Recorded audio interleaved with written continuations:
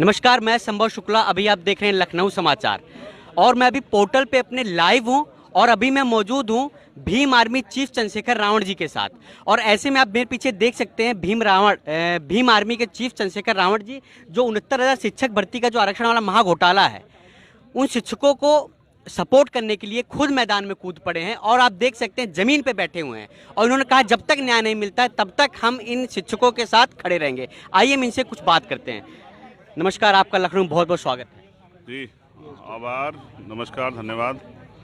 ये बताइए, कहीं भी आंदोलन होता है, कहीं भी कुछ क्रांति होती है, भारत के किसी कोने में आप पहुंच जाते हैं, तो क्या मामला है ये? मैं किसी आंदोलन में 2 बार नहीं जाता।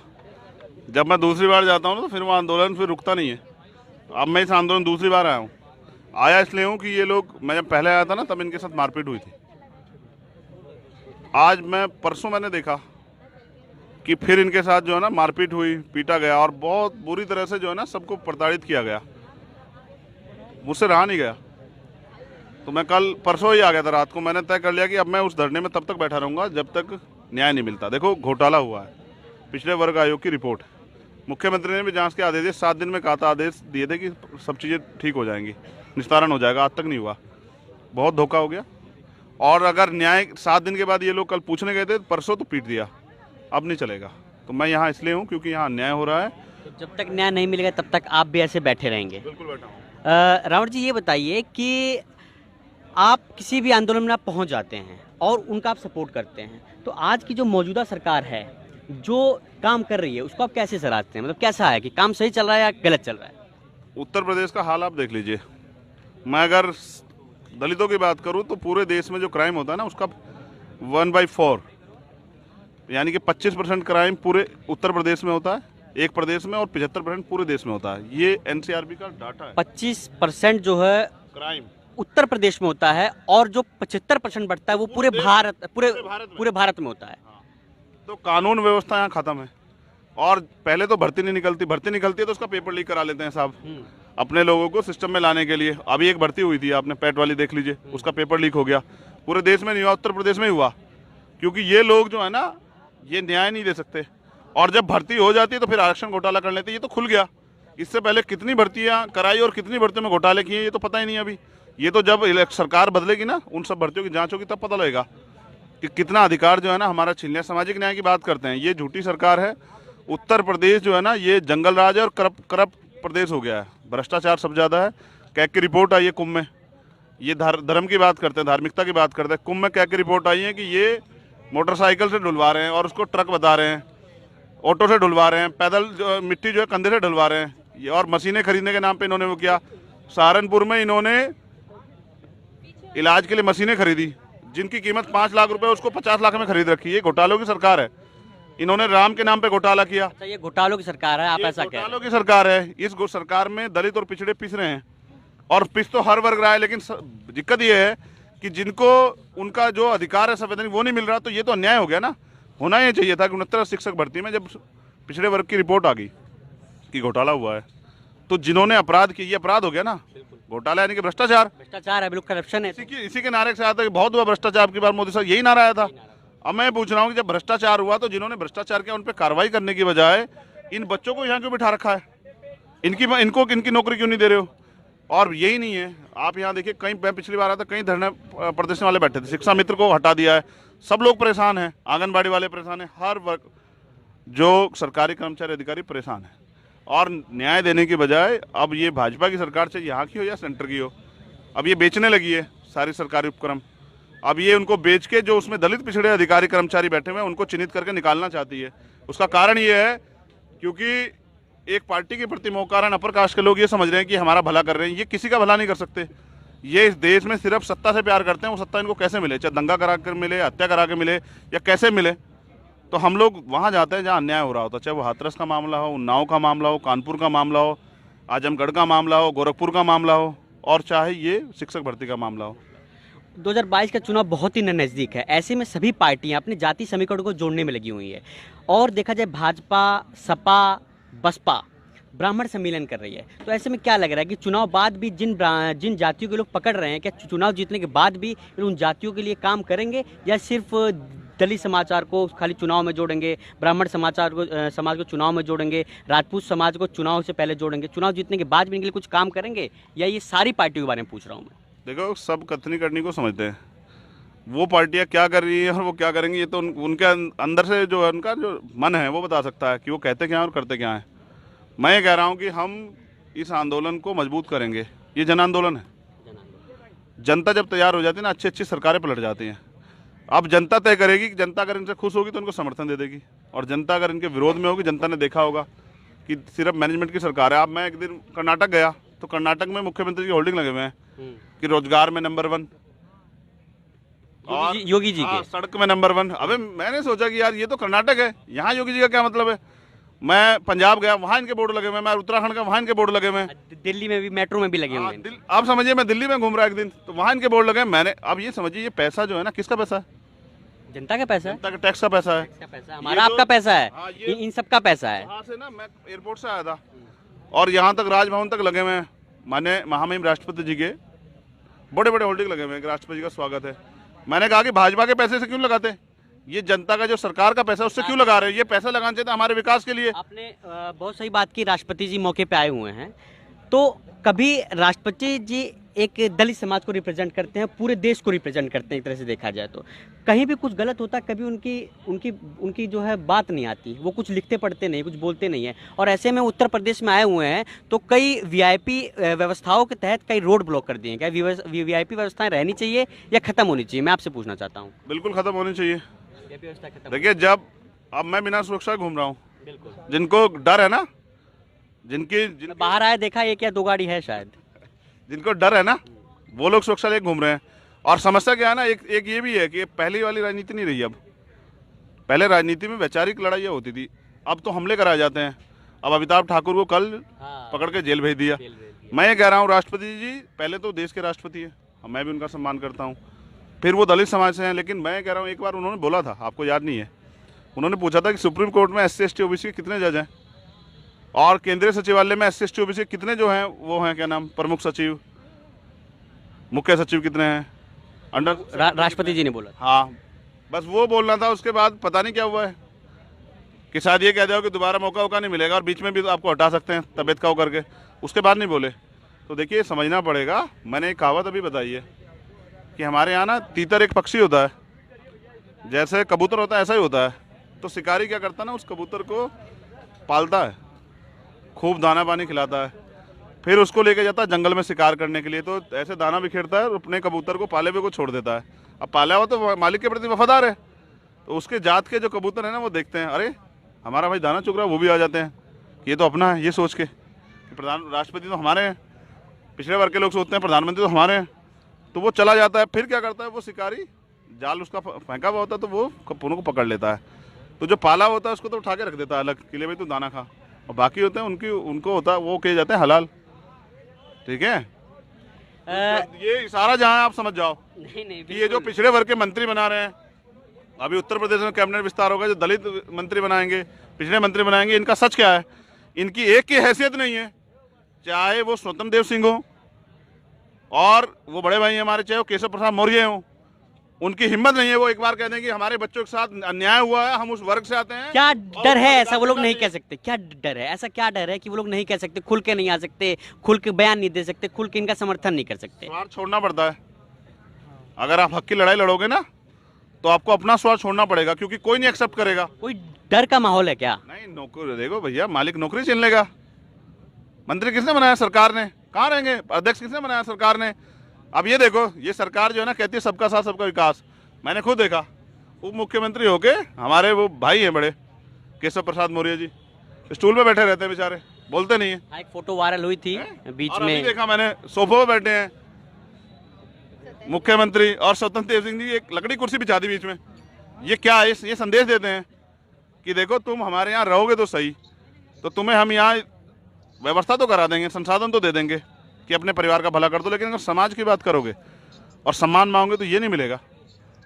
ठीक है, तो ये लड़ाई जो है ना, आज के भारत में स्वाभिमान, सम्मान और अधिकारों की है। अब लड़ाई सिर्फ नौकरी की नहीं रही, वो तो अन्याय हुआ है, वो तो अपराध हुआ है, उस पर तो सजा होनी चाहिए।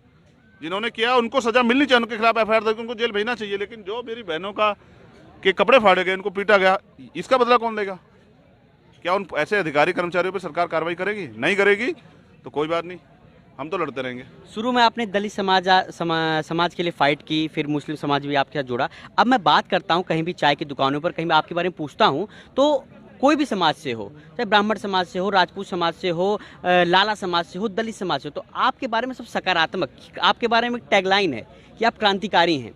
और पर कोई खुल के नहीं बोलना चाहता सोशल मीडिया पे। इंटरनल अगर मैं पर्सनली किसी से बात करता हूँ, हर समाज, हर वर्ग का आदमी आपको लाइक करता है। तो क्या कारण है कि अभी आप सिर्फ दलितों के लिए, मुस्लिमों के लिए काम करेंगे, हर वर्ग जहाँ जहाँ भी कुछ गलत घटना घटेगी वहाँ सब सारे समाज के लिए काम करेंगे? सवाल मुझसे कल भी पूछा गया था। अच्छा, कि भाई आपसे सब प्रभावित हैं।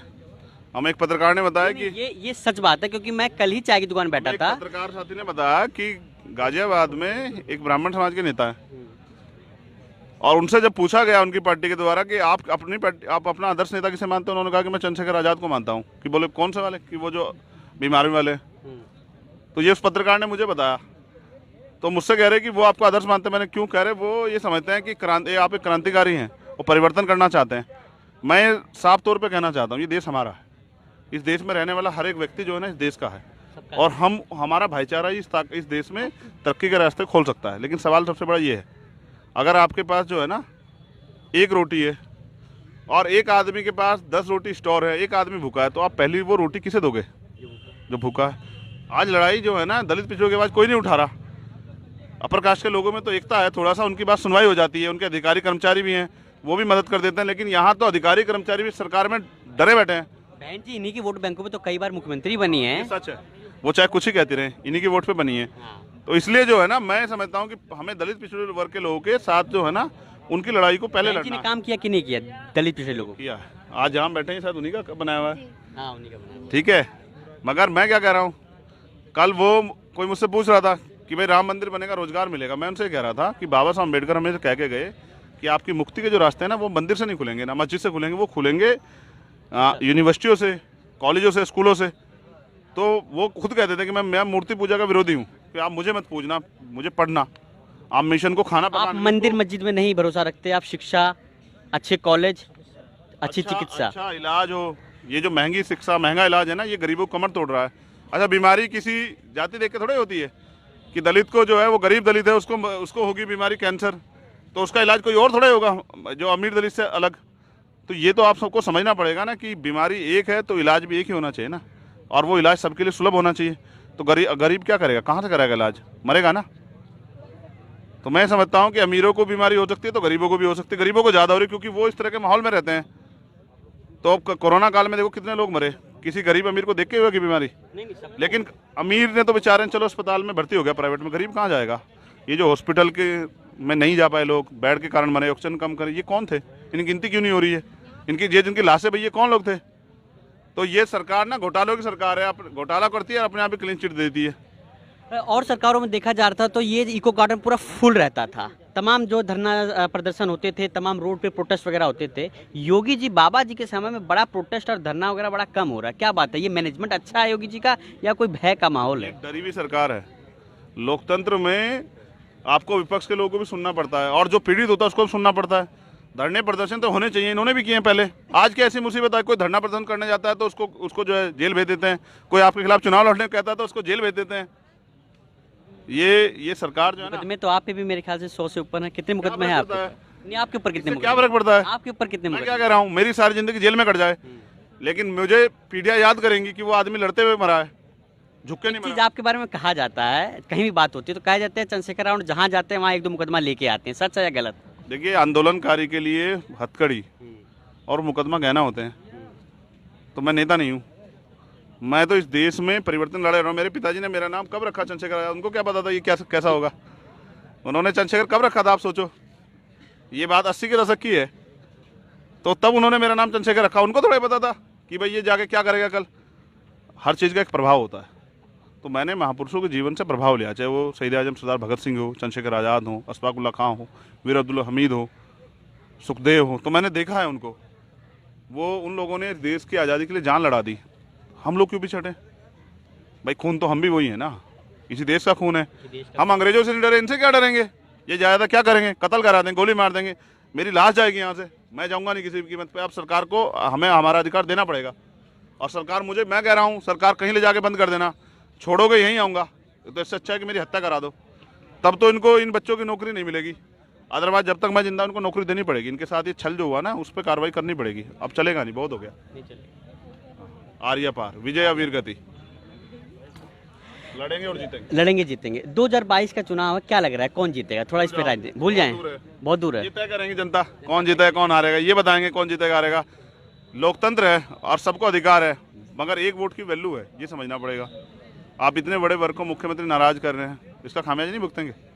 इन पे जो लाठियां पड़ रही हैं, युवाओं को आप क्या कहना चाहते हैं? युवाओं की राजनीति में भागीदारी होनी चाहिए या नहीं होनी चाहिए? ज़्यादा होनी चाहिए, क्योंकि ये युवा जो है ना, ये वो वाली राजनीति नहीं सीखना चाहते जो वो सिखाते हैं कि लाश पे राजनीति करो, लूट के राजनीति करो, हत्या करके राजनीति करो, झूठ बोलो, करप्ट हो जाओ, चुप रहो। ऐसी राजनीति नहीं सीखना चाहता युवा। युवा वो राजनीति करना चाहता है जो वो सोचता है, उसको तकलीफ होती है अगर किसी सताया जाता है। तो युवाओं को राजनीति में रहना चाहिए और आके इस राजनीति को, जो भ्रष्टाचार की राजनीति है जिसमें 2-3 करोड़ रुपए से विधायक बनता है, इसको बदलना चाहिए। भाई लोकतंत्र इसलिए बना था कि एक गरीब का बच्चा भी जो है ना, वो सपना देखे, मेहनत करे और आगे बढ़ जाए। कैसे बढ़ रहा है? यहाँ तो नेता का बेटा नेता बन रहा है। इसलिए जो है ना, इसको बदलना पड़ेगा। और कितने जो है ना, अब राष्ट्रीय अध्यक्ष का बेटा राष्ट्रीय अध्यक्ष बन जाता है। अब आप सोचिए, जो वर्कर जो 20 साल 30 साल से मेहनत करता है, उसके दिल पे कैसी होती होगी। कोई पैसे वाला आके विधायक का टिकट ले जाता है, वो बन जाता है, और जो वर्कर मेहनत कर रहा है उसका अधिकार छिन जाता है। तो निराशा है लोगों में। आखिरी के 2 क्वेश्चन को वास्तविक राजनीति और वास्तविक राजनीति क्या होती है, क्योंकि ये देखो, ये जो बच्चे हैं ना हमारे, बहुत कम लोग होंगे जो पॉलिटिकल साइंस वाले होंगे। तो राजनीति तो पॉलिटिकल साइंस वाले लोग करते हैं ना भाई। सोशल साइंस वाले या मैथमेटिक्स वाले या हिस्ट्री वाले या जो है ना लॉ वाले राजनीति थोड़ा ही करते हैं। तो अब राजनीतिक पाठशाला खोलूंगा मैं, वहाँ नौजवानों को सिखाया करूंगा। राजनीतिक पाठशाला खुलने वाली है और लाइव आप हमें देख रहे हैं। और जिसको राजनीति करनी है और जिस युवा को राजनीति में आना है तो संपर्क करें चंद्रशेखर रावण। राष्ट्रवाद, छदम धर्म और निकम्मी जो है ना राजनीति से, अगर कोई मुक्ति चाहता है और अच्छी राजनीति करना चाहे, स्वस्थ और भारत को आगे बढ़ाने के लिए, भाईचारा बनाने के लिए, तो वो सीखे। उस पाठशाला में सबको अवसर मिलेगा और असली राष्ट्रवाद होगा। जय भारत माता के नारे लगाने वाला राष्ट्रवाद नहीं होता है, समझ रहे हैं ना। राष्ट्रवाद होता है जब देश की तरक्की में हम लोग हिस्सेदारी करें। ये युवा जो देश की तरक्की में हिस्सेदारी करना चाहता है, देखिए क्या हाल है इनका। सरकारी संपत्ति बेच के मोदी जी कह रहे हैं कि कहाँ बेच रहे हैं, लीज पे दे रहे हैं। मैं पूछता हूँ, बनाया था कुछ जो दे रहे हो? आपने कुछ अगर बनाया होता तो दे देते। निजीकरण कर रहे हैं। मैं कांग्रेस का धुर विरोधी हूँ, लेकिन मैं सोचता हूँ कि इनसे अच्छी तो सरकार थी कांग्रेस की, कि कम से कम बेच तो नहीं रहे थे देश की संपत्तियों को। ठीक है, ये जो है ना, इस सरकार को खामियाजा भुगतना पड़ेगा। जनता तैयार हो रही है, हमें पता है निजीकरण का, इसका जो है ना एनएमपी का असली मकसद क्या है। जो दलित पिछड़े अधिकारी कर्मचारी, उनको निकाल के बाहर करना है और अघोषित कब्जा करना है। अपने वर्ग के लोगों को तो समझा लेंगे कि देखो हमने दलितों का इलाज कर दिया, जैसे कुछ नहीं करते। ये कहते हैं कि देखो मुसलमानों का इलाज कर दिया, नहीं कर दिया, और तुम आज रोजगार की बात करो। इनसे भी कहते हैं कि तालिबान बन जाएगा भारत, पाकिस्तान डरा हुआ है, ये है वो है। तुम रोजगार की बात कर रहे हो। मैं कह रहा हूँ कि भारत तो भारत है, भारत की हस्ती कोई मिटा नहीं सकता। आपने क्या दिया भारत को कमजोर करने के अलावा? अर्थव्यवस्था को देखो, जीडीपी को देखो, आपने क्या दिया? बेरोजगारी को देखो, महंगाई को देखो, हॉस्पिटलों को देखो, स्कूलों को देखो, आपने क्या दिया? शिक्षा का बजट देखो। आपने इस देश को बर्बाद किया, आपने इस प्रदेश को बर्बाद किया। जनता जवाब देगी। धन्यवाद। देखिए, अभी हमने बात की भीम आर्मी चीफ चंद्रशेखर रावण जी से, और अभी मौके पे यहाँ मौजूद हैं और इन्होंने कहा है जब तक इन शिक्षकों को न्याय नहीं मिलता है तब तक यहाँ बैठेंगे। नमस्कार, आशुतोष पाठक के साथ मैं संबर शुक्ला।